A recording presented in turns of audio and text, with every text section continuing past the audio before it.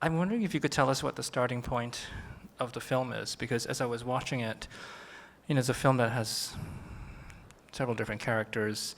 There's the Shakespeare Hamlet element. There are the animals that bookend the film. So I'm wondering, what was it that started the film for you?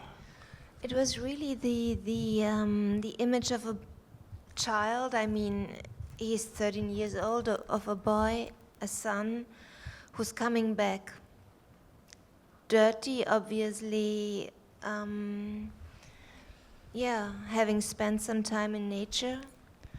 And this was the starting point, this image, and so everything developed from this point. So tell us how everything else developed from there. How did you construct this?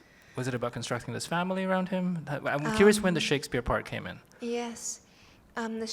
So, I mean, he comes back, and I thought, okay, where would he go? Maybe not directly home, because maybe first a more neutral space where not the mother is waiting, afraid, and then, okay, so it comes to school, and then the situation with the mother and what happens in the school, and I asked myself, how could I show the school and the class, and very, immediately, more or less, yes. Yeah.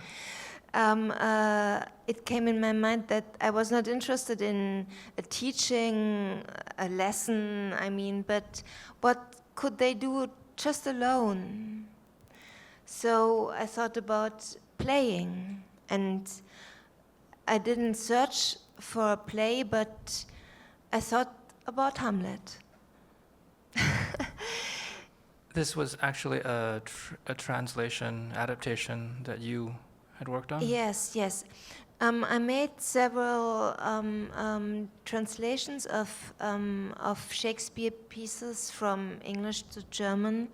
One of these translations is Hamlet, and Hamlet is also the one I was, how can I say, I was really very deep into it. And so I thought about scenes of Hamlet they could play, and I thought the teacher is not necessary, I just let them play. How did you pick those scenes? I picked them I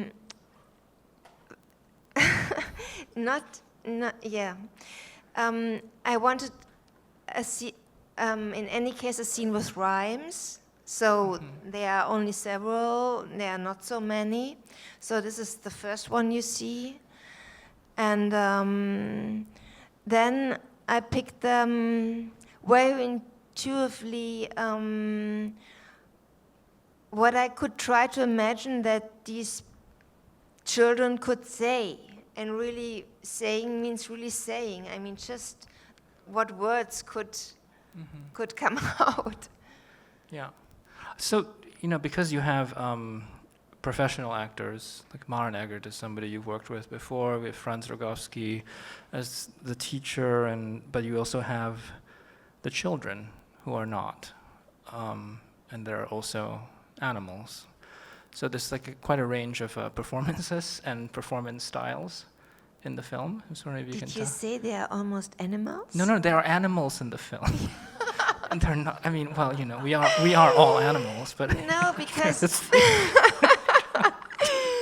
also animals, the donkey and the... No, but in my eyes, if they all would be as good as the animals, so this would be quite perfect. No, but that sounds funny, but it's true that, the film starts with the animals, and in my eyes, through the animals, there's a level. So the children have to keep it, and then the adults have also to keep it. And the professional actors have to keep it. This is not so easy. Everyone knows that an animal is hard to top. And it's, I mean, in theater you have this word, never on stage with children or animals, because Yeah. everyone looks on the animals. In film too, yeah. So that's quite serious. That when I'm working with actors,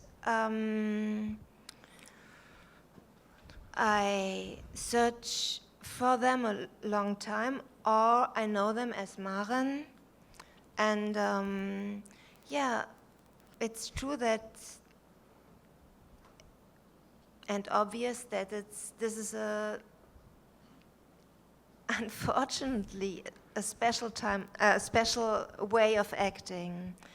What I want from them, and on one hand, what Maren does would not be possible with a non-professional. I mean, it maybe would, but then I have to search for a very long time for that person. It's not impossible, but I don't know how that casting would look like. So I work with professionals, but yes. And how was it working with the children?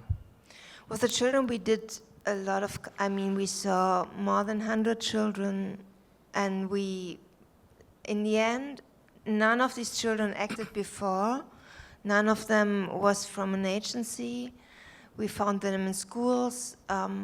Jakob, who plays the son, I found on the street.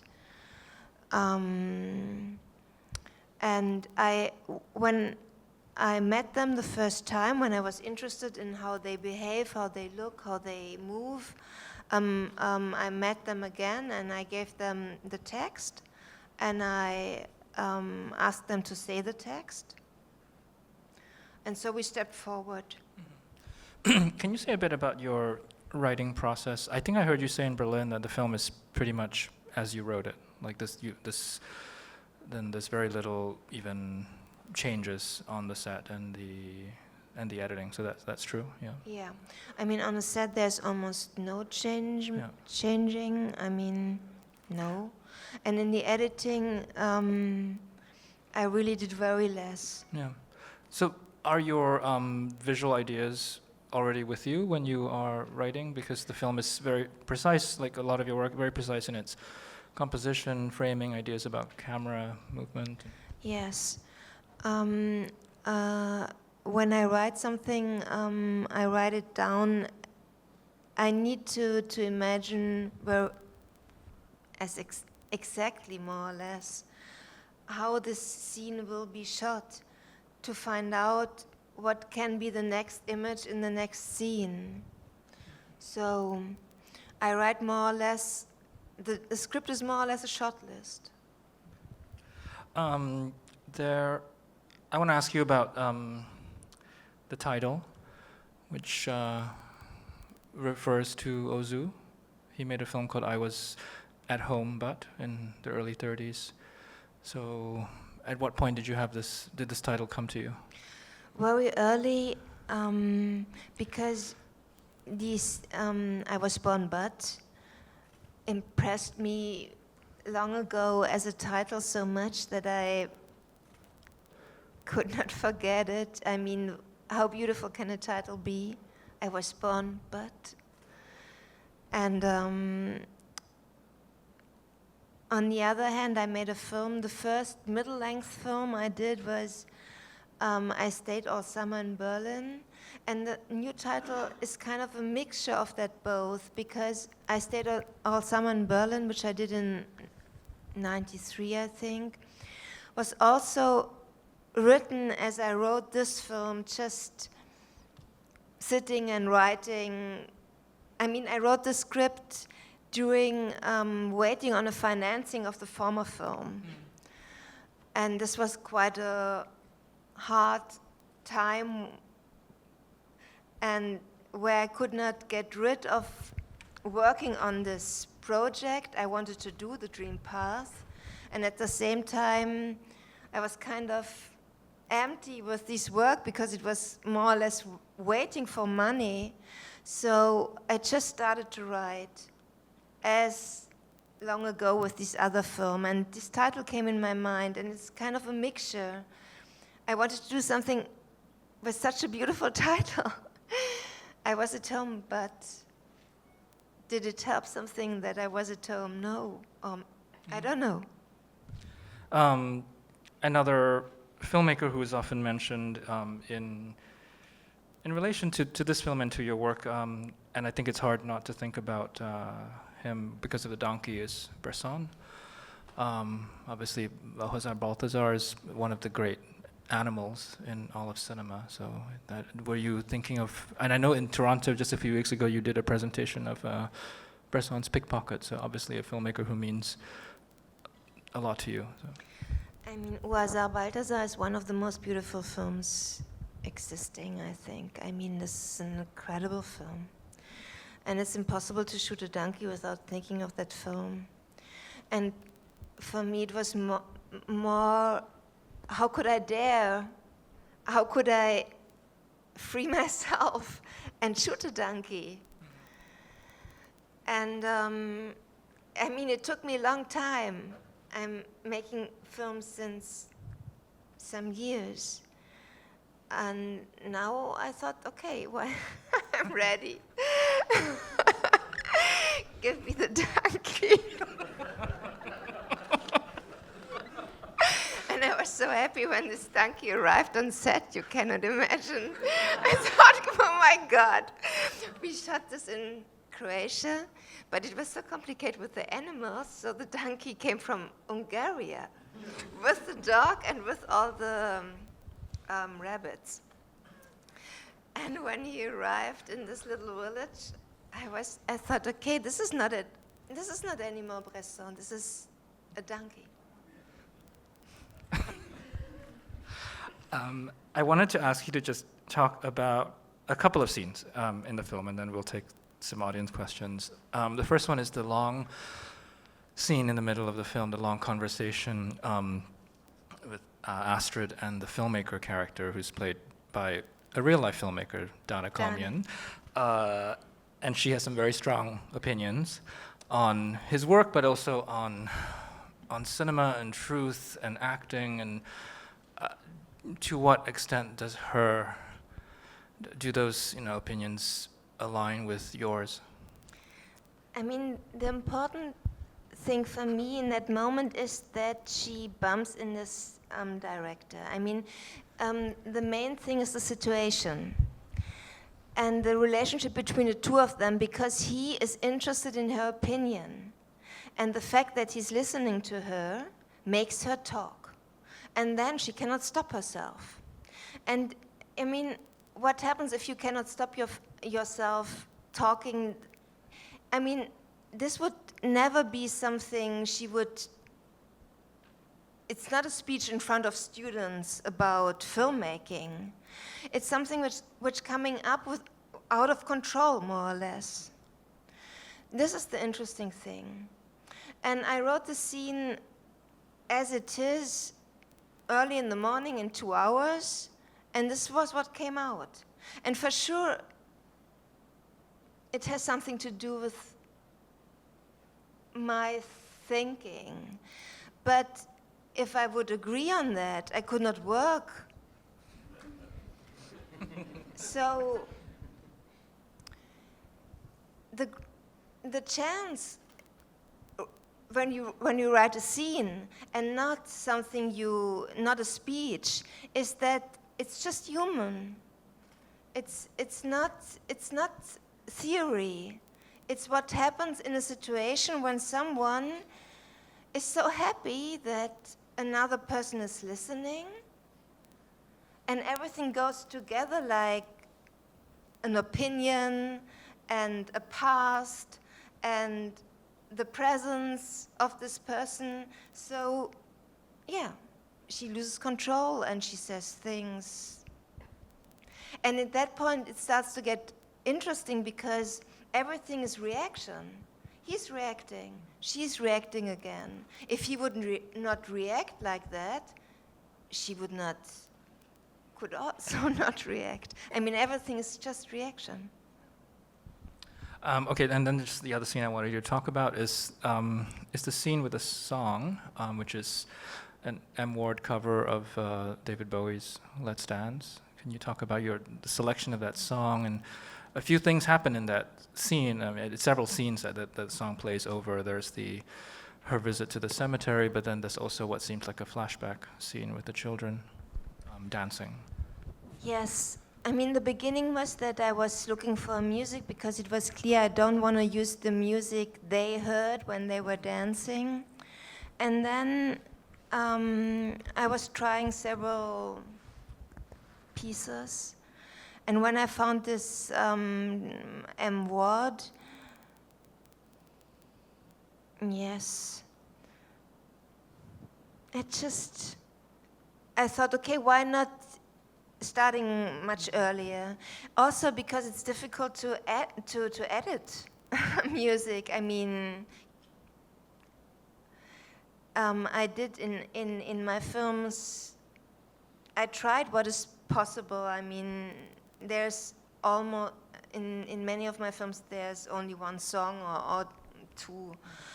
So I had some experiences with that, and when I was editing this film, I thought, yes, why not taking, it's almost the whole song, and look what happens when it starts, when she's climbing up.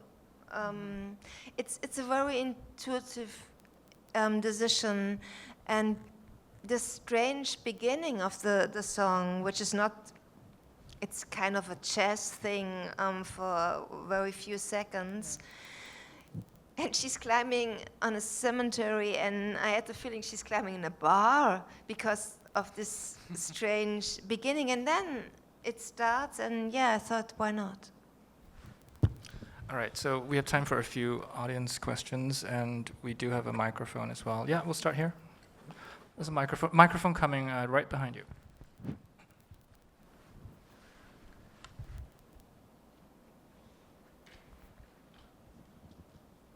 Very good film. Thank you for coming to show us that. What museum was that? What museum was that? It was the Gemäldegalerie. Yeah, it's the Gemäldegalerie in Berlin. All right. Thank you. Actually, maybe can you talk? Did you choose it? The choice of the artworks that we see, like, was that something you thought of as you were writing? I've chosen it half-half. We've chosen I mean, in the Gemäldegalerie, the rooms have different colors, and also a criteria was the color of the room, and then yeah, we were looking, and everything then went together in a way. The sculpture and these two night paintings. So it came together from different directions. Yeah, right there.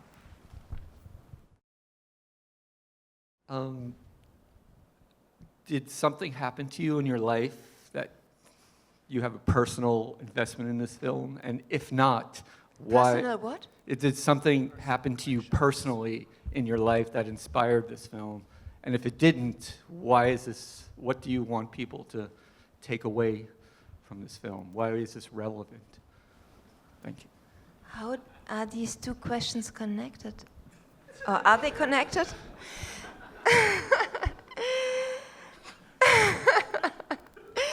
I mean, my personal connection, this is a very general question, because, I mean, of making something as a director or also as a painter or any artist without personal connection is quite impossible.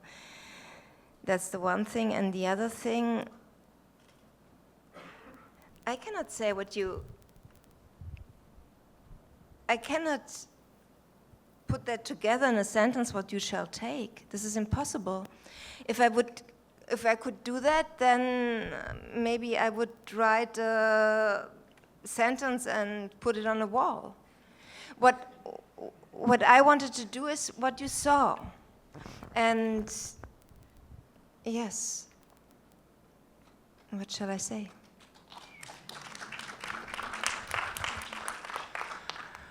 Okay, are there any more questions?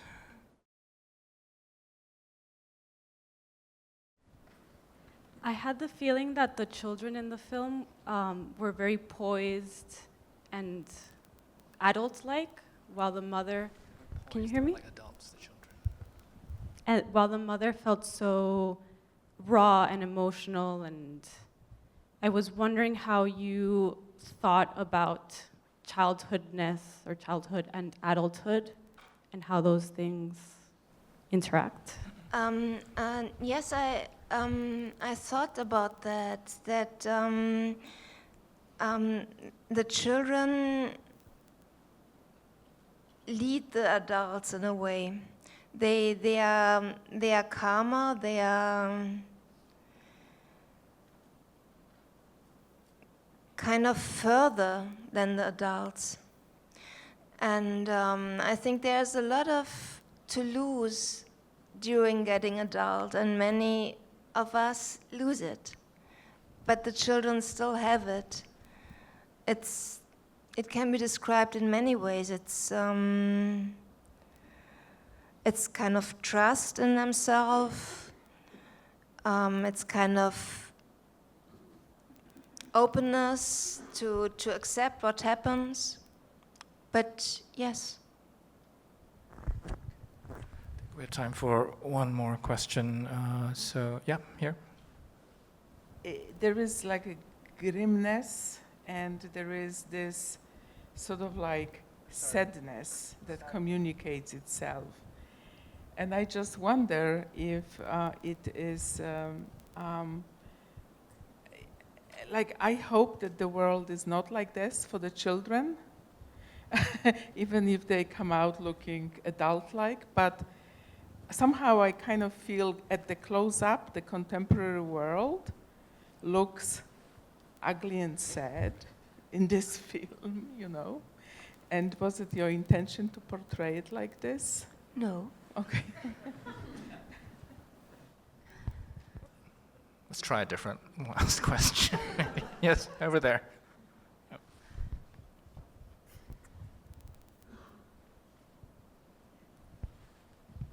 Hi, I have a question kind of about the aesthetic of the film, and especially with lighting. I noticed that it was very brightly lit in most of the scenes, but the color wasn't fully saturated. What did you want to get across with just like the lighting and the, just the general aesthetic overall, like the tone? I mean, this is not a concept.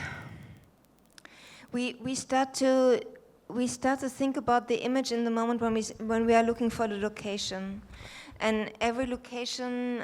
Then, when we choose a location, it's more that we find out what we want, because we react on a location, and on another location we don't react, and then. Yes, for example, the schoolroom, the walls were too white, so we made them a bit more, we tinted them a bit. And so this develops step by step, but it's not a concept behind.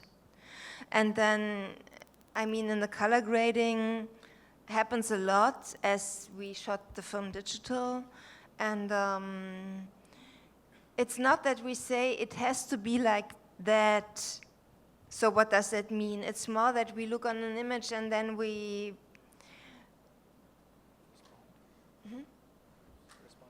Yes, then we respond to the image and agree on the way we manipulate it. Because, I mean, a digital image is always manipulated. Yes. We do have to wrap it up, but I want to just remind everybody that we are opening this film next year and also presenting a complete retrospective of Angela's films in February, and we'll have her back for that. So thank you all for coming, and thank you so much for joining us. Thank you very much. Thank you.